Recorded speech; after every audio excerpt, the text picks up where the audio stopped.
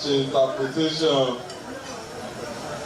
the Sharia panel tí wọ́n ṣe ní Ọ̀yọ́.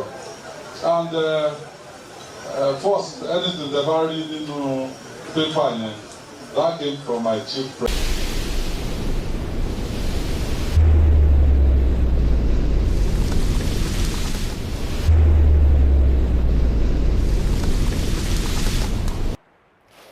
Esther, in the book of Esther, chapter 2, verse 15. Esther, chapter 2, verse 15.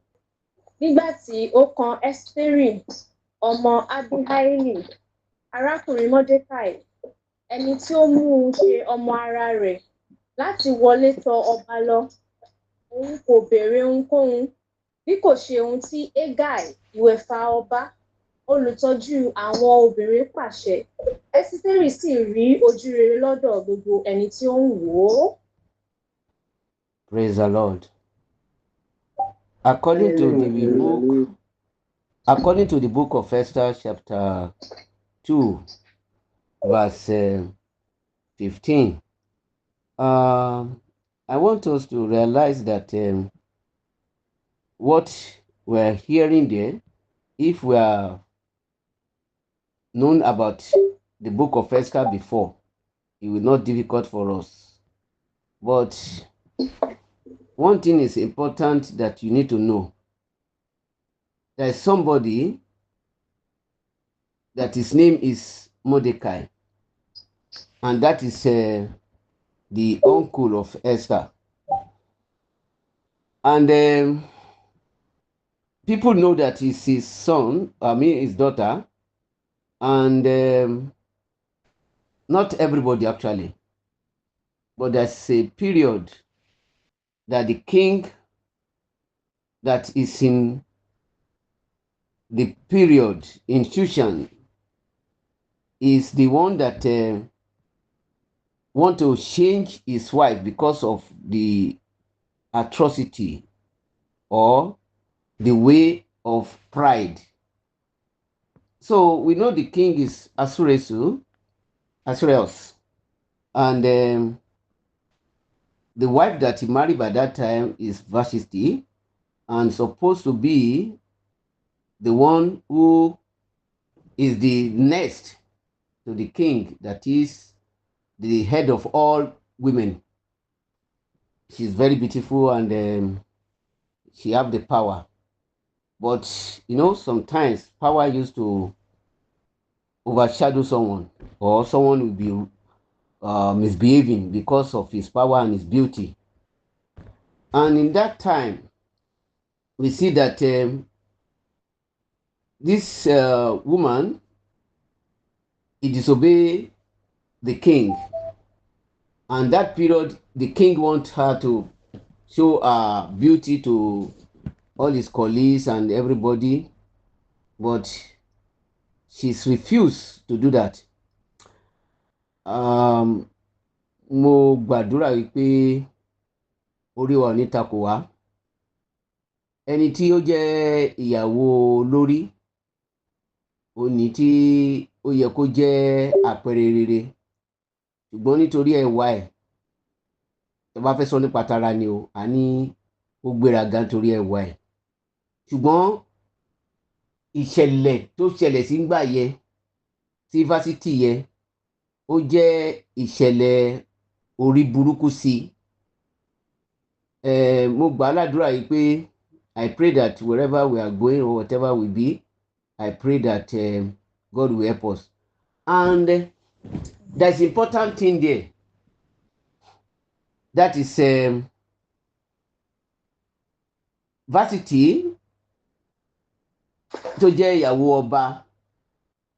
Àṣemáṣe tó ṣẹlẹ̀ ńjọ́ yẹn, ó jẹ́ pé orí ẹ̀ tako ire, ògo ẹ̀, iyì ẹ̀, ó máa gbé fáládùúgbò ẹ̀.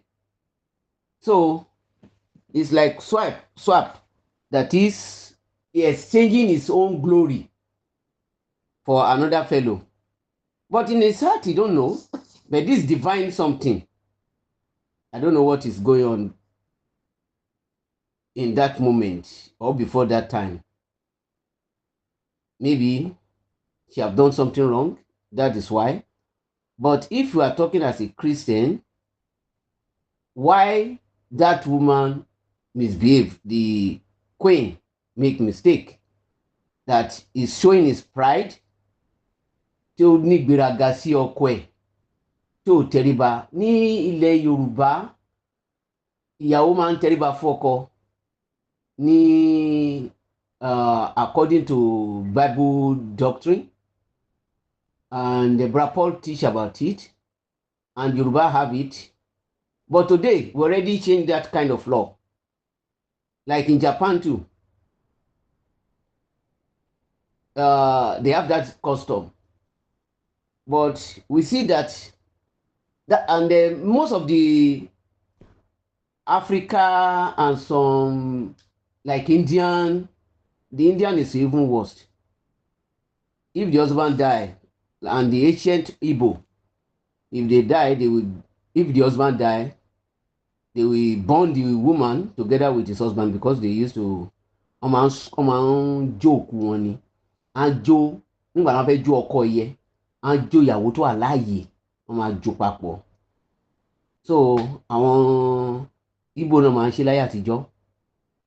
Àwọn nǹkan tí ìrere ti mú kúrò ní àgbáyé. Ṣùgbọ́n wọ́n ti ń jó àwọn èèyàn ní gbogbo bí. Àwọn èèyàn gan tẹ̀ wá nífẹ̀ẹ́ sí ju pé kán máa sìyàn lọ. Okay, so a rí pé arábìnrin yìí kò ní ìtẹríba fún ọkọ ẹ̀, gẹ́gẹ́ bí Bíbélì ṣe sọ pé aya kó máa tẹríba fún ọkọ ẹ̀, torí nǹkan tó ṣòro láyé nìyẹn. Nǹkan tí obìnrin ò lè ṣe, ìtẹríba. Tí ọkọ àti ìyàwó bá ti fẹ́ra wọn, wọ́n ti gbà pé ojúgbẹ́ làwọn méjèèjì. Ọkọ náà dẹ̀ máa wá rí ìyàwó ẹ̀ gẹ́gẹ́ bí ẹrú. Òun ló wá sọ pé ìwọ ọkọ nífẹ̀ẹ́ aya rẹ. A rí pé Brother Paul nìkan ló ṣe ìdánilẹ́kọ̀ọ́ gidi gan. Jésù nǹkan sọ fẹ́rẹ́fẹ́ ni, ṣùgbọ́n Brother Paul kò níyàwó, ṣùgbọ́n torí pé ó ní ẹ̀bùn ẹ̀mí Ọlọ́run, ó lè mọ gbogbo nǹkan. Àwọn àmúyẹ nǹkan ní Old Testament tí a mọ̀ túmọ̀ ẹ̀, Brother Paul ló fọ́ sí wẹ́wẹ́, tó dẹ̀ sọ àwọn àṣírí ẹ̀ fún wa. So ní bíbá rí pé ìṣòro tí obìnrin yẹn ní, tó wáyé pé onígbàgbọ́ ni, kò yẹ kóró ẹ̀ ṣẹlẹ̀. Tí a bá rí irú nǹkan bílẹ̀ tó bá ṣẹlẹ̀ láàrin Kristẹni, a jẹ́ pé àwọn méjèèjì àtọkọ àtìyàwó níṣòro, bóyá nípa tẹ̀mí kó dẹ̀ jẹ́ pé bóyá wọ́n sà sí wọn ni. A jẹ́ pé wọ́n ń ṣe ẹni tó ní ẹ̀mí Ọlọ́run nìyẹn. Tó bá dẹ̀ jẹ́ pé ó jẹ́ àwọn tí ó jẹ́ Yorùbá, torí ó dẹ̀ pé Yorùbá là ń bá sọ̀rọ̀ ní ìgbà iná, torí Yorùbá là ń bá sọ̀rọ̀. So àwọn tó bá jẹ́ Yorùbá, ó ti ń ṣẹlẹ̀ ń sin o, bẹ̀t láyé àtijọ́, tó bá ti lọ́kọ nìyẹn o, àwọn kọra wọn sílẹ̀. Àjàjà tó bá jẹ́ ọba, láyé àtijọ́ là ń sọ o, torí ayé ti dàrú ńsìn. So ó ti dorí kodò, tó yẹ pé àwọn nǹkan tí ò yẹ kéèyàn má ṣe lèèyàn ṣe. Ọba gangan ò tẹ̀ wá jọba mọ́ ńsìn. Ṣùgbọ́n nígbà yẹn, arábìnrin yìí ó ju ògo ẹ̀, ó ju sọnù fún aládùúgbò ẹ̀. Mo gbàdúrà wípé ọ̀rà ní gbé ògo wa ká jù fún aládùúgbò wa. Ta ló lè sọ nǹkan tí bíbá yẹn sọ̀rọ̀ lé lórí gan? Kíní ọ̀rọ̀ tó ń ṣẹlẹ̀ nígbà yìí, ó jẹ́ ọ̀rọ̀ tó yẹ pé ó ta kókó, ó dẹ̀ pọ̀. Nǹkan tó ń ṣẹlẹ̀ lọ́wọ́lọ́wọ́ ni. Ta ló lè sọ ìtumọ̀ ẹ̀? Who can tell us what is going on here? That is talking of present thing that is going on in Nigeria, per se, Yoruba land, because we are talking of Yoruba land now. When you are talking of Yoruba land, you are talking of Nigeria in generally, actually. Yes. In Yoruba land. Kí ni bíbá túmọ̀ sí ọ̀rọ̀ varsity yìí? Ta ló ń sọ̀rọ̀ nípa ẹ̀? Okay, torí àkókò wa, tí a bá ti rí ní tó máa dá lóhùn kíákíá. A rí pé ọ̀rọ̀ Ìgbòho àti bàbá aláṣọ funfun ló ń sọ̀rọ̀ nípa ẹ̀. Ògo yẹ, mi ní lè sọ story púpọ̀ fún wa, tó yẹ pé àwọn tá a bá ń bá nǹkan tó ń ṣẹlẹ̀ láti 2020 tá a bá ń bá bọ̀. If you remember the past, the story of what is going on in Nigeria or Yorùbá land. Ẹnìkan tí a mọ̀ ní jagunjagun tí gbogbo Yorùbá gbẹ́kẹ̀lé òun nìyẹn. Ṣùgbọ́n wọn ti tú wálẹ̀ àti kọ̀wé fún ìjọba. A nílò owó, a nílò gbá, a nílò àwo. Bó ṣe di 2021 nígbà tí SARS ń lọ lọ́wọ́, tí wọ́n jagun SARS lọ́wọ́ lọ pé ọlọ́pàá ń ṣe gbá, ọlọ́pàá ń ṣàwo, tí àwọn ọ̀dọ́ kó síta. Ok, Ìgbòho ó dẹ̀ ti bọ́ síta náà pé àwọn èèyàn fẹ́ gba òmìnira kúrò lọ́wọ́ Haúsá bó ṣe ní interest nìyẹn. So ìgbà tí SARS dẹ̀ máa bẹ̀rẹ̀ ó ti wà ní Germany, ó ti lọ bá àwọn family ẹ̀. So àwọn èèyàn lọ bá máà nìyẹn ti ṣe láìsí báyìí, ó lọ bá ní ibi tí òun àti Ìgbòho ti pàdé pẹ̀lú àwọn ọmọ Nàìjíríà ní Germany. So kò pẹ́ náà tẹ́niyẹn lọ tó ṣe aláìsí, ó máa ń kọrin gan, olókìkí náà lòun. So ó bó ṣàdìdì pé Ìgbòho wa ní àwọn mọ̀ pé wọ́n máa jáde, òun rò pé SARS yẹ combination of Yorùbá ni pé kó ní kálukú máa lọ, Ìgbò máa lọ, Haúsá máa lọ, Yorùbá máa lọ. Bó ṣe fi tayọ̀tayọ̀ gbà ní ẹ̀ pé òun bọ̀ lé, òun máa wá lé gbogbo àwọn tó bá fẹ́ jẹ́ tán fẹ́ ká lọ kán máa bọ̀. Pé òun mọ̀ pé òun rò pé òun serious ni. Ó padà wá lé, he come back. Bó ṣe délé ó ń gbìyànjú bẹ̀tù wàhálà ṣẹlẹ̀. Ibi tí ẹni tí yóò bá fojú sí, àbáláṣọ fífún tó fojú sí, ibi tó ti gbé ògo ayé ẹ̀, kádàrá ẹ̀, iyì ẹ̀, ẹ̀yẹ ẹ̀ tó gbé fún bàbá Ìgbòho nìyẹn. Ṣùgbọ́n bàbá Ìgbòho tẹrí gba nǹkan tí ó ń sọ, ọ̀rọ̀ tí bàbá aláṣọ funfun sọ, bó ṣe rí ló ṣe sọ o, ó dẹ̀ rí bẹ́ẹ̀. Ó ní òun jà fún Yorùbá. Yorùbá ṣòro jà fún. Tọ́rọ̀ ń pè é sí ìkànnì, wọ́n máa ń béèrè lọ́wọ́ ẹ̀. Well, to cut the story short, bá a ṣe sọ̀rọ̀ yìí, ó ti ń da Yorùbá ní, ó ti ń tan Yorùbá. Ẹni láti tí wàá fẹ́ mọ̀ nípa ìtàn ayé ẹ̀, orí èèyàn tó jẹ́, ìbí ẹ̀, gbogbo ẹ̀, ẹ máa mọ̀. Ìdí tó fi rí bẹ́ẹ̀, ẹ máa mọ̀. So èèyàn bíi fásitì nìyẹn. So Ìgbòho wa jẹ́ ọmọ Mordecai. Mordecai jẹ́ ẹni tí ó kàn máa ń ṣe jẹ́jẹ́ bí ẹrú, ẹni tí wọ́n kà sí láàrin àwùjọ, ẹni tó ti ń bọ̀ wá di ipò ńlá mú nìyẹn ní agbègbè Shushan àti àwọn ìgbèríko tẹ́ pé wọ́n máa control many country. Ok, ẹ rí pé influence Ìgbòho ń sìn ní Benin, ní àwọn Ìgbò, Christianity ó ti ń lọ, ó ṣe ní láàánú pé Christianity ń lọ. Mo bá Christian kan sọ̀rọ̀, ọ̀ Christian kan ó bá mi sọ̀rọ̀, ó ní kò sí nǹkan tó kan Nàìjíríà. Ó ti ń dàárọ̀ yìí, ó ti ń sọ fún mi pé wọ́n gbàdúrà fún Nàìjíríà, bí Ọlọ́run ti ṣe ti Ìgbòho tí ó tú àwọn ọmọ skul ilẹ̀ Ọlọ́run àṣetú wọn lẹ̀. Mo kàn mí rí mi báyìí pé ṣe rí àwa Christian a máa ń tanra wa. Ọ̀rọ̀ wa dàbí ìyá àbèjì ni tó ń béèrè lọ́wọ́ ẹ̀ pé Kẹ́hìndé ọmọ ẹ̀ ń kọ́, Ọ̀táyé ọmọ ẹ̀ ń kọ́, ó lọ sí Èkó, ó lọ raṣọ. Ta ló ń tàn? Pàpà ń parẹ́ náà ń pajá, àtàn àṣeníṣe ra ẹ̀. Dípò ẹ̀kọ́ sọ pé ọmọ òun ti kú, sípò àṣebìsì kan lè gbàgbé nípa ẹ̀. Òun ni ohun tó ṣẹlẹ̀ tó jẹ́ pé bá a ṣe sọ̀rọ̀ yìí, bàbá Tinubu, gbogbo ẹ̀yin tí ẹ ní ìkórira sí bàbá Tinubu, mi rò pé ẹnìkan ní ìkórira bàbá Tinubu bíi tèmi. Wọ́n bá ní pé ẹni tó kọ́kọ́ sọ̀rọ̀ burúkú sí bàbá Tinubu máa jẹ́ kan lára wọn. Mi rò pé ẹnìkan wà tó bú tó mi.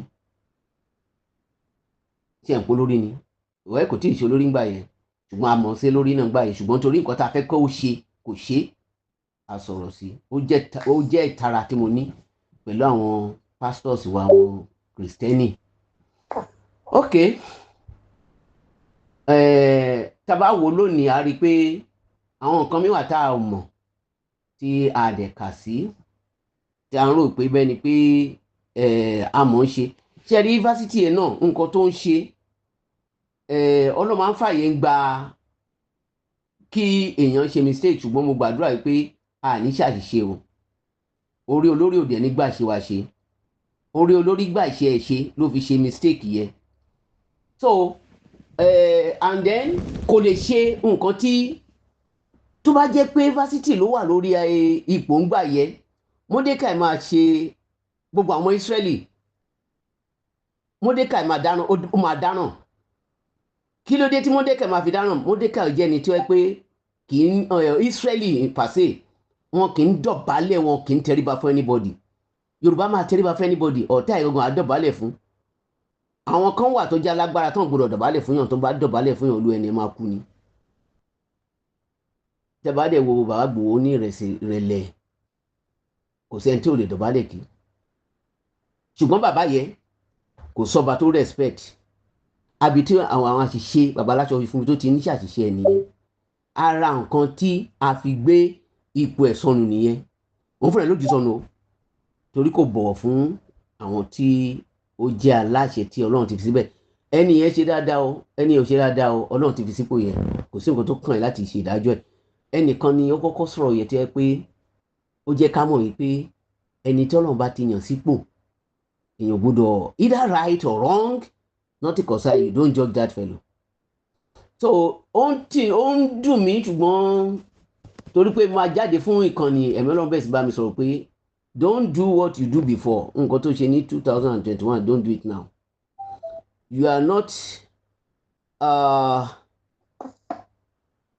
nobody knows you but then that you are pastor but now and some people know me actually but now they will know me as a pastor and not everything I can tí màá bínú sí n láti ní ẹ̀mí sùúrù so ó jẹ́ problem tí Israeli ní gẹ́gẹ́ bí ẹ̀mí Ọlọ́run ṣe kọ́ wọn láti bẹ̀rẹ̀ wá wọn kì í tẹríba fún yàn they are not bow for anybody and you know they are wọ́n wà lọ́ndà ọba Shushan tó jẹ́ pé òun ni aláṣẹ lórí gbogbo àwọn ọba àtàwọn ìlú ńláńlá kiri ńgbà yẹn ṣùgbọ́n Ísírẹ́lì náà ń ṣe ẹrú lábẹ́ wọn Mọ́dékàì dẹ̀ ní ó ní oore ọ̀fẹ́ ṣẹ́rí ibi tí èèyàn bá ti ń lọ Ọlọ́run máa múyàn débẹ̀ ẹ máa rìn ní bèbè yẹn bẹ̀tẹ̀ ẹ̀ nímọ̀ many years ó ti wà níbẹ̀ yẹn tó yẹ pé ó tẹ̀ ti ṣiṣẹ́ ribiribi tó ti jẹ́ káàṣírí àwọn tó fẹ́ pa ọba káàṣírí ẹ̀ tú sọ́wọ́ ẹ̀ tó dẹ̀ tú àṣírí ẹ̀ fọba tán dẹ̀ rí bẹ́ẹ̀ bẹ̀tẹ̀ kò sí ẹni tó ṣe nǹkan kan ti gbàgbé ọjọ́ yẹn ṣùgbọ́n ẹ̀mí ìyá máa ti wá síbẹ̀ tó di wípé wọ́n tẹ̀ wá ń wá omidan tá a rọ́pò arábìnrin yìí tó wá jẹ́ pé ọmọ ẹ̀ ní ìyá ọmọ ẹ̀gbọ́n ẹ̀ òun ni ó mú jáde ó dẹ̀ ti sọ fún yẹn má jẹ́ kán mọ̀ yìí pé ọmọ Ísírẹ́lì ni ẹ o á dẹ̀ jẹ́ kán mọ̀ ẹ mọ́ mi máa ṣe tiẹ̀ jẹ́jẹ́ kó máa lọ nǹkan lọ ṣùgbọ́n igbákejì ọba ó wá wò ó pé the second in command àwọn kan sọ fún pé do you know pé Jews kan máa wà lẹ́nu gate àtọ̀rọ̀ bára báyìí tó máa wà lẹ́nu gate àfi ẹ̀ máa ń rún pa yẹ àwọn ẹrú wọn yẹ tí ó ti mọ̀ wọ́n ya inú tí ẹ mọ̀ ṣé wọn pé mi èrò máa ń pọ̀ mi ọkọ̀ ó ṣàṣàṣírí fún un ó ní máa wo bẹ́ẹ̀ máa wo apá ọ̀tún báyìí ló máa ń wà báyìí apá pósì ló máa ń wà ìgbà báyìí ló máa ń wà kò lè ẹ́fà tẹríba fún ẹ and for me too tí àwọn nǹkan kan wà tí mi lè tẹríba fún but tó bá jẹ́ pé kán respect mo lè respect èèyàn so ó ní nǹkan tí àwọn kìrìsìtẹ́nì gbọ́dọ̀ máa ṣe o ò dẹ̀ lè ṣe kó má gbàdí pé èèyàn ṣẹ̀sọ́ Ọlọ́run nísìnyí o ò lè lọ jẹ́bọ o ò lè lọ síbi ilé ọtí tó ti mu ọtí o ò lè lọ síbi tó ti mu sìgá so o ò lè rí kí kìrìsìtẹ́nì ṣe nǹkan yẹ àwọn nǹkan yẹ kò ní bá wọn dán wò bẹ́ẹ̀ gbogbo àwọn èèyàn àwọn abọ̀rìṣà ni wọ́n á tẹríba bí ti àwọn mùsùlùmí tí emir bá ń kọjá lọ ní north tó bá jóbìnrin tó bá fẹ́ kú tí wọ́n bá ń ṣe ètò ọkùnrin márùn-ún bíi mẹ́rin mẹ́ta wọ́n jókòó in the north they sit down they are just talking they are Muslim in the north, not Yoruba land o. That is new errand of the Muslim in the north, and which is coming to Yoruba land anytime from now. I will talk about it now. I don't want to talk about it, but I will talk about it. Tí o wá gba ẹ̀yìn wọn àbí o gba wájú wọn kọjá pẹ̀lú bàtà ojóbìnrin, ẹjọ́ ta ló mọ nǹkan tó máa ṣẹlẹ̀ lọ́jọ́ yẹn? Orí obìnrin yẹn máa kúrò lórí ẹ̀ lọ́jọ́ yẹn. Gbogbo àwọn tó bá jẹ́ Yorùbá ni, gbogbo Yorùbá tó wà north ń gbà yẹn, tó bá jẹ́ Ìgbò ni, gbogbo àwọn any tribe tó bá wù kó jẹ́, gbogbo tribe yẹn dáràn lọ́jọ́ yẹn. Even though ọkùnrin wọn máa ń gba àárín wọn, ó máa jìnnà sí wọn, ó lè wọ bàtà lókùnrin, ṣùgbọ́n lóbìnrin ó máa kó bàtà lọ́wọ́ ni. Òfin yẹn ó wà north, mo fojú ara mi rí. Now ṣe rí ọ̀rọ̀ tí fẹ́ sọ fún wa yìí, ẹ jẹ́ kí a gbọ́ nǹkan kan, màá play nǹkan kan fún wa ká gbọ́ audio ni màá play, mi ní ṣe fídíò ẹ̀ fún wa ọ̀ tó bá dẹ̀ ṣe náà dẹ̀ lè wo fídíò ẹ̀. Ẹ gbọ́ nǹkan tí ó máa sọ. To Ibadan, 2 a.m. this morning, and ìgbà tí mo wo Punch, I think it was Punch àná. They said governor lọ sí court láti lọ ṣe interpretation the Sharia panel tí wọ́n ṣe ní Ọ̀yọ́. And first, anything they bá rí nínú paper yẹn, that came from my chief press secretary, CPS. Yes, I've said something to Joe, but that is not my position. My position only pé tí thank God àwọn adájọ́ wà níbí. Anything tó bá wà nínú constitution wa, we will support. However, my own interpretation, because what is everywhere, I made a statement that I think Muslim ni wọ́n wá bẹ́ẹ̀ ni wọ́n wá sí office. I made a statement. Look, we shouldn't encourage discord, no matter how little.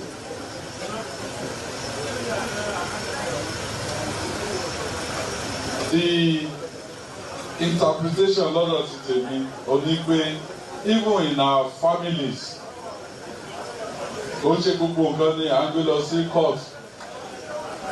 Nínú family wa, àwọn èèyàn lè ní disagreement. Ok, kí ni gómìnà Ọ̀yọ́ state ń ṣe sọ? Ṣé rí àsọlẹ̀ ti wà? Ṣé rí kìrìsìtẹ́nì ipa méjì ni wọ́n wà, that they used to prophesy, a Christian that used to prophesy that they can see, they are prophet, they can see vision, they can foretell. Àwọn máa ń pè wọ́n ní àrínà àbí alásọtẹ́lẹ̀. Méjì ni wọ́n jẹ́. Àwọn kan jẹ́ tọmọ Ọlọ́run, àwọn kan jẹ́ ti Sátánì, àdèmọ̀ pé wà bẹ́ẹ̀ ní Bible. Àwọn kan rínà pé ogun ń bọ̀, pé ní Ọ̀yọ́ ló ti máa bẹ̀rẹ̀. Àwọn babaláwo, àwọn náà máa ń rínà. Bẹ́ẹ̀ náà ló ti wà ní Bible. Tá bá rántí ìgbà ilé ìta àkọ́kọ́ rí àkọ́kọ́ ẹ̀ ní ìgbà Pharaoh, pé àwọn náà máa ń rínà, adèrè bẹ́ẹ̀ throughout. Wọ́n máa ń rínà. So tiwa náà máa ń pè ní Ifá. Wọ́n dá Fá fún gbogbo ilẹ̀ Yorùbá. Wọ́n ní nǹkan tó ń rí yìí o, nǹkan tí mo sọ wà lórí Google tẹ́ bá lọ wá. Ìran tó ń rí ní 3 years ago, maybe 2023. Yes, 3 years ago now. wọ́n ní pé kán ṣètùtù àwọn ọba ṣé mọ̀ pé àwọn ọba wọn yẹn ní màálù wọ́n dẹ̀ ní màálù kọ̀ọ̀kan fún ìlú kọ̀ọ̀kan bóyá Yorùbá máa ṣe lọ́dún tó ń bọ̀ hàn ṣé o Yorùbá tó ní màálù kọ̀ọ̀kan tọ́hún bá tẹ̀ wá ní màálù ṣé gbogbo ọmọ ìlú ò lè dáwó kán ṣètùtù Yorùbá nítorí pé gbogbo wọn ti di mùsùlùmí kìrìsìtẹ́nì wọ́n gbé ẹ̀sìn wọn wọ́n ti sọ sọnù tí àwọn pásọ̀ hàn ṣe èyí tí Ọlọ́run sọ àwọn kan ń sọ blessing blessing blessing ire ń bọ̀ igbá ṣe gbá àwo ṣàwò hàn ríran rí ogun tó ń bọ̀ àwọn kan sọ pé ogun bọ̀ o ṣùgbọ́n eléyìí sọ direct gbogbo nǹkan tó ń ṣẹlẹ̀ lọ́wọ́ yìí ó sọ tó máa ṣẹlẹ̀ now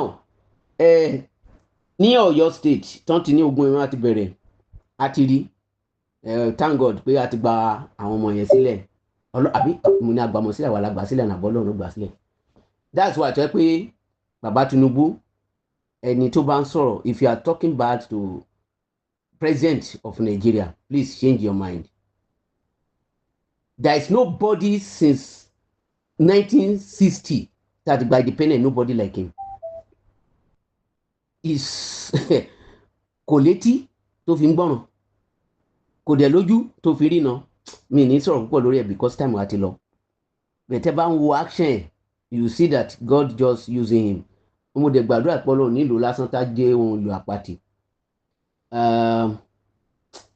ó yẹ kí n sọ̀rọ̀ púpọ̀ bẹ̀ time wa kéré time wa gan yẹ ó ti ń fẹ́ máa palẹ̀ mọ́ torí àwọn tí wọ́n lówó ní Nàìjíríà láti wo àwọn nǹkan ṣùgbọ́n àwọn tó bá ti ní òye á ti máa mọ̀ wípé gbogbo nǹkan tó ń ṣẹlẹ̀ lọ́wọ́lọ́wọ́ àmúwá Ọlọ́run ni o Ọlọ́run tó yan Ìgbòho láti inú ìyá ẹ̀ wá tẹ́ bá lọ sínú Bible àwọn ọmọ tó bá ti jẹ́ ọmọ ẹyọ kan tí ìyá ẹ̀ bá bí ìyá tó bá ti ọmọ bí tó bá jàjà bímọ whosoever that is a woman that have no wife children in the Bible you see when we have child that child will be a glorious one example be Samuel okay òun ni Ìgbòho jẹ́ àsọlẹ̀ wà o àsọlẹ̀ nípa ẹ̀ ó wà ẹ̀ dẹ̀ rí pé gbogbo nǹkan tó ń sọ nípa ẹ̀ ó ti ń ṣẹlẹ̀ mo gbọ́ nǹkan kan yes mo rántí ń sìn mi ní time bá ní pé ká lọ gbọ́ kínní yẹn ìtàn bàbá olórí Nàìjíríà yìí pé ta ló tẹ̀ mọ̀ tán ẹ̀ gangan mo gbọ́ ìtàn yẹn ẹni tó dẹ̀ sọ tán yẹn ó yípo kò sóòótọ́ bẹ́ẹ̀ sì ni òun ló ń sọ̀rọ̀ nípa ẹ̀ òun náà jẹ́ àkàndá èèyàn àwọn Fúlàní ó fìyà jẹ Yorùbá dáadáa bàbá yìí ó di tí ẹ̀ sí wa òun ló jẹ́ kábẹ̀ sí burú tá a fi ń sọ̀rọ̀ sí à ń sọ wípé ká máa lọ Ìgbò ti dúró ogun ọ̀n ti ní nǹkan ogun àwa àní nǹkan kan ẹnìkan tí a wá tún ní at the end of the day àwọn tí ó máa plan iṣẹ́ ibi lórí àwọn iṣẹ́ àṣìṣe ibi yẹn ó kè jẹ́ kí n padà sórí kíní ọ̀rọ̀ tí bàbá yẹn tí ó ń sọ lẹ́ẹ̀kan yẹn olórí Ọ̀yọ́ state ṣẹ́rí kò ní àṣẹ tí ọba bá wà tàbí olórí ìlú bíi gọ́vnọ̀ nǹkan tí àwọn ẹlẹ́sìn bá ní àwọn fẹ́ tí àwọn aláwo bá ní pé nǹkan tá a fẹ́ ní á ṣe fún wọn tí kìrìsìtẹ́nì bá ní nǹkan tá a fẹ́ ní á ṣe fún wọn tí bẹ̀t kó tó lè ṣe fún wọn wọ́n máa gbé lọ sí ilé aṣòfin àwọn èèyàn ló máa wá dìbéètì lé lórí táwa fi di òfin bí ọ̀rọ̀ ọlọ́pàá ń sìn fún gbogbo Nàìjíríà ẹ rí i pé ìgbà tó ń sọ̀rọ̀ lórí ẹ̀ pé kí oníkálukú lè máa ní stéètì kan lè ní ọlọ́pàá ara wọn ẹ rí i pé wọ́n kọ́kọ́ fi falẹ̀ wọ́n ti ń dìbéètì lórí kó tó di pé wọ́n wá mú sí òfin ok kò tí ì manifest bẹ̀ tí wọ́n ti gbà tó àwọn ọmọ nǹkan máa ṣiṣẹ́ lọ lábẹ́lẹ̀ bẹ́ẹ̀ náà ni ti eléyìí àwọn mùsùlùmí mo ti gbọ́ ọ̀rọ̀ yìí láti láti ẹ̀ o pé àwọn fẹ́ Sharia pé tí ẹni tó if you want Sharia I will give you Sharia the man is one of the minister in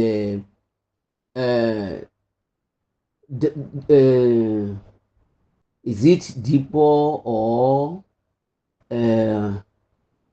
Oladipupo or so something like that lórúkọ ẹni yẹn òun àti Amsat wọ́n fẹ́ ṣe gọ́vnọ̀ ní Ọ̀yọ́ state bẹ́ẹ̀ òun sanra so ó wá ní pé màá fún yín tẹ́ bá fẹ́ Sharia èmi gbà ipò kan bá àwọn mùsùlùmí sọ̀rọ̀ ní but kì í ṣe pé ó ń bá mùsùlùmí sọ̀rọ̀ nìkan.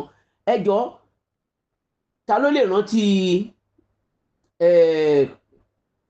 ẹni tó wà ní yunifásitì tí wọ́n ń ṣe group call chat ní north tí wọ́n pa obìnrin yẹn tán lù pa tán dẹ̀ sun níná, àwọn tó dẹ̀ pa wọ́n dúró tì í hàn dẹ̀ mú wọn dòní olónìí. Ta ló orúkọ ẹ̀? Ta ló rántí ẹ̀? Orúkọ ẹ̀ ni, if I don't make mistake, be Root or so, either Root or yeah, something like that. So Sharia nìyẹn fún yín. Sharia ò máa ń mú olè o tó jẹ́ mùsùlùmí o, kò mú Gumi o. Sharia ò tí mú àwọn tó jíwó ní north, ṣùgbọ́n tí o bá lọ jí búrẹ́dì Sharia máa gé ọwọ́ ẹ̀ o tó jẹ́ láìní. Ọ̀ tó bá jẹ́ pé o jẹ́ ọmọ bíbí Nàìjíríà tó wà ní north, tó bá ṣe any mistake you will die. Wọ́n pa ìyàwó ẹnìkan ní last month, nígbà ṣe mistake, mi rántí ọjọ́ yẹn. Ìyàwó yẹn ń béèrè lọ́wọ́ àwọn ọmọ ibo lọ́nà, wọ́n fẹ́ ṣe meeting nínú mọ́ṣáláṣí ní àdúgbò yẹn, kò wá mọ́ àdúgbò yẹn. Ó wá ń béèrè ọ̀nà lọ́wọ́ àwọn ọmọ kéékèèké, wọ́n ṣe pé gbénigbéni ni ó gbénigbéni nílẹ̀ lókè ọya, kán tó wọlé kán tó wòkè, wọ́n ti mú àwọn ọlọ́pàá mú sí, àwọn ọlọ́pàá gbà lọ́wọ́ àwọn èèyàn. Níbẹ̀ ni àwọn aráàlú ti ní pé mo jáde, tán ti ń pariwo Allahu Akbar alókè ní wọn bí wọ́n ṣe máa ń pariwo yẹn. The next thing tó máa ṣẹlẹ̀ ni pé wọ́n pa arábìnrin o. Ọkọ ẹ̀ tẹ̀ dé kó lè gbálẹ̀, wọ́n ti pa, wọ́n ti ṣèdájọ́ lé lórí. So kí ni ṣé òfin yẹn ni Yorùbá ní òun fẹ́ ń sìn? Ẹ jọ̀ọ́, ṣe rò pé Yorùbá ló sọ pé òun fẹ́ Sharia lọ tán wá bá Makinde, tí Makinde kò lè sọ̀rọ̀. Nǹkan táwọn tó ń ṣe aṣòfin, nǹkan tó bá ti sọ náà máa ṣe. Ẹ rí i pé kò sí ẹni gọ́vùnà nílẹ̀ Yorùbá tó sọ̀rọ̀, kò dẹ̀ sí ọba tó sọ̀rọ̀ sí, kò sí àwọn pásítọ̀ tó máa sọ̀rọ̀ sí. Ìgbà tó bá máa ṣẹlẹ̀, orí kìrìsìtẹ́nì ló ń bọ̀ wá bá, àtàwọn Yorùbá kọ̀ọ̀kan. O ò lè fẹ̀sìn ẹ̀ lẹ̀ mọ́ nìyẹn. Ẹ̀sìn alálàáfíà náà pé o, ṣùgbọ́n ẹ wá rí i pé kò sí àlàáfíà ń bẹ̀ mọ́. Àwọn mùsùlùmí tó máa gbà nílẹ̀ Yorùbá hàn tó nǹkankan. Ọmọ bíbí Yorùbá tí ẹ̀jẹ̀ jẹ́ bàbá àti ìyá ẹ̀ jẹ́ Yorùbá kò ní gbà á. Tí ò dẹ̀ ń ṣe àwọn ọmọ Sátánì tó jẹ́ pé àwọn Genesis chapter 6 tí ò ń ṣe ọmọ ìyẹn ni pé àwọn ọmọ fallen angel, tí ò ń ṣe àwọn ọmọ igi ọ̀pẹ, àwọn ọmọ omi, tí ò dẹ̀ ń ṣe ìyẹn ni ẹja, tí ò dẹ̀ ń ṣe ọmọ ìyẹn ni you go to Corinthians, 1 Corinthians chapter 15 verse 39. Tí ò bá ti ṣe àwọn ẹ̀yà tó jẹ́ 75% yẹ, tó dẹ̀ jù bẹ́ẹ̀ lọ o láyé tàwa yìí, kan tó lè rí Kristẹni tó jẹ́ 5%, ojú yín máa rí mẹ́wàá. Mi ti rò pé 5 mọ́. That's what God told me before. That is in 90s. But now we are not in 90s. But according to the Bible, ó yẹ kán divide sọ́nà mẹ́rin ni, kí àwọn ẹ̀yà mẹ́ta yẹ kán kó 25, because for àwọn mẹ́rin ló ní èèyàn tó wà nínú ayé. Ẹ̀yà mẹ́rin yẹ ó yẹ kán lè mú, kán divide sí 100 divided into 4 places. I'll give you 25. So táwọn mẹ́ta yẹ, ẹja àti ẹyẹ àti ẹranko, táwọn mẹ́ta bá máa pín, á jẹ́ 75. Kristẹni tó jẹ́ ọmọ Ọlọ́run, mi ní kò ṣe Kristẹni mọ́ mi, àwọn ọmọ Ọlọ́run tó jẹ́ tó Ọlọ́run dá gangan sínú ayé, ó yẹ kán jẹ́ 25. Bẹ̀tí ńgbà yẹ sọ fún mi pé ọ̀n ju 5 lọ. Bá a ṣe ń sọ̀rọ̀ ìjọ tó 5. Lọ wo bí tó bá ti máa rí àwọn tí Kristẹni tó tẹ̀ kó tẹ̀ jẹ́ ká tẹ̀ sọ pé ká pe Kristẹni ká ní àwọn Kristẹni ní ọmọ Ọlọ́run. Tán tó bẹ́ẹ̀, mélòó ni wọ́n? Ibo ló ti rí Kristẹni tó lè sọ pé o lè fọ́ sọ̀yà fún pé this is a Christian? They are very scarce. Ìwọ fúnra ẹ máa fọkàn máa jẹ́rìí pé ṣé ọmọ Ọlọ́run tó tọ́ ni ẹ́. Okay, ká padà sórí ọ̀rọ̀ wa. So now, in that case, a rí pé Ọlọ́run lo bàbá Ìgbòho lọ́wọ́. Oore ọ̀fẹ́ tá à ń jẹ lọ́wọ́ yẹn, mo gbà ládùúrà wípé Ọlọ́run á jẹ́ kí ó jẹ́ for life ṣùgbọ́n nǹkan tó ń ṣẹlẹ̀ lọ́wọ́ sí à ń bá Fúlàní jagun àwọn nǹkan tí a ní àfẹ́ ó ti ń ṣẹlẹ̀ láàrin wa kò tí ì ṣẹlẹ̀ tán o ṣùgbọ́n nígbà náà tí ẹ ṣáà lọ gbọ́ news yẹn fúnra yín kẹ́yìn fúnra yín ṣèdájọ́ lórí ẹ̀ go and look for the story what I've said you will see that nobody talk Oyo State we accepted it later on all the remaining Yoruba tribe ní 2021 náà ti sọ̀rọ̀ nípa kíní yìí o pé kí gbogbo because tí ẹ bá lè gba Sharia law your country will be the best country in the world that's what they told us so they are begging the governors of Yoruba land in 2021 on the gbà bẹ̀tí sì wọ́n ti ń gbà wọlé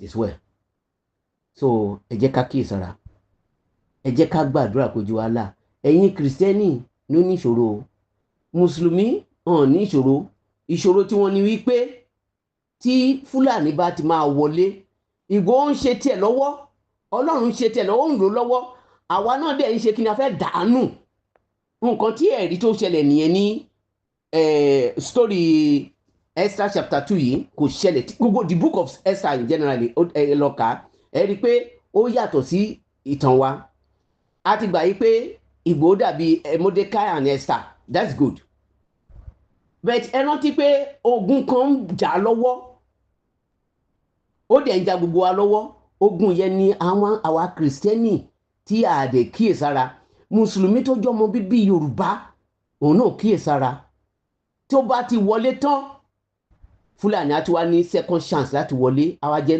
ogun ẹlẹ́ẹ̀keje Fúlàní tí seven time yẹn bá ti máa wọlé dé ṣé àwọn pé gbogbo nǹkan tá à ń sọ yìí kò ju 4 years lọ tí Tinubu máa wà ń bẹ̀ tí Tinubu bá ti lọ kí ló máa wá ṣẹlẹ̀ ẹ wá rí i pé Sharia law tẹ́ gbà yẹ tí àwọn tó gbà wọlé yẹ tí ò ń ṣe ọmọ bíbí Yorùbá yẹ ó lè jẹ́ ìyá ẹ̀ kó jẹ́ Yorùbá ó lè jẹ́ pé bàbá ẹ̀ ní Yorùbá tí ìyá ẹ̀ jẹ́ Fúlàní or kó jẹ́ whatever tó bá ti wá máa ṣẹlẹ̀ wọ́n máa change wa Yorùbá will never be a black man or continent again it will turn to white ọ̀rọ̀ pọ̀ lórí ẹ̀ ọ̀rọ̀ pọ̀ láàrin yẹn akànyàn fẹ́rẹ́ ni pé kẹ́ mọ̀ bí tí ọ̀rọ̀ ń lọ ṣùgbọ́n ìpinnu Ọlọ́run kọ́ nìyẹn fún wa o nǹkan tá a fẹ́ nìyẹn tí àwa kìrìsìtẹ́nì ò bá ṣojúṣe wa a máa gbé ìgbé wa fún kọ̀lọ̀kọ̀lọ̀ a dẹ̀ ti ń gbé fún kọ̀lọ̀kọ̀lọ̀ wọ́n ti fi ń ṣeré báyìí ó kàn kù kan ya jẹ ni tó máa fẹ́ ká lọ gbàdúrà pé Olúwa kí ló kù mí kù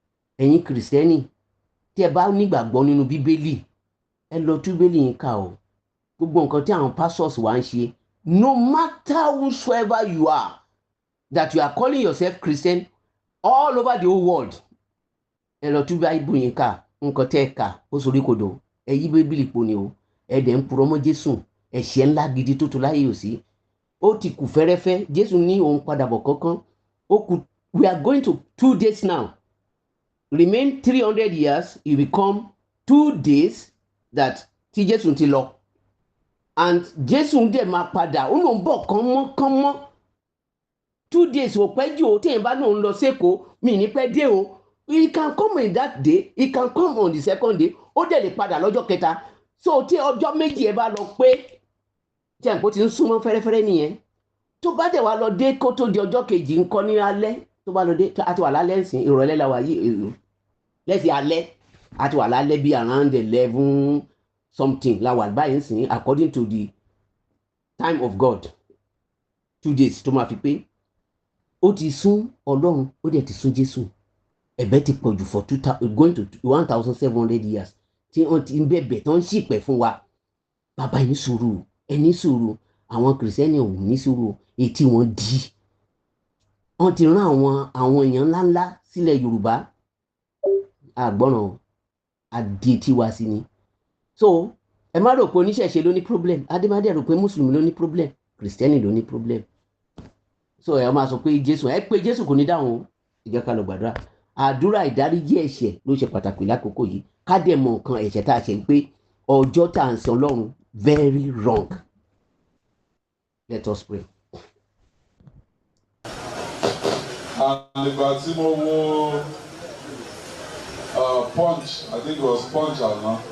They said governor lọ sí court láti lọ ṣe interpretation the Sharia panel tí wọ́n ṣe ní Ọ̀yọ́.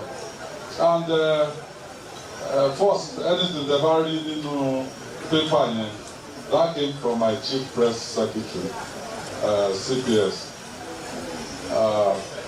Yes, I've said something to Joe, but that is not my position. My position only pé tí thank God àwọn adájọ́ wà níbí. Anything tó bá wà nínú constitution wa, we will support. However, my own interpretation, because ó ti ṣẹlẹ̀ everywhere, I made a statement gba tí I think Muslim ni wọ́n wá bẹ́ẹ̀ ni wọ́n wá sí office. I made a statement pé look, we shouldn't encourage discourse, no matter how little.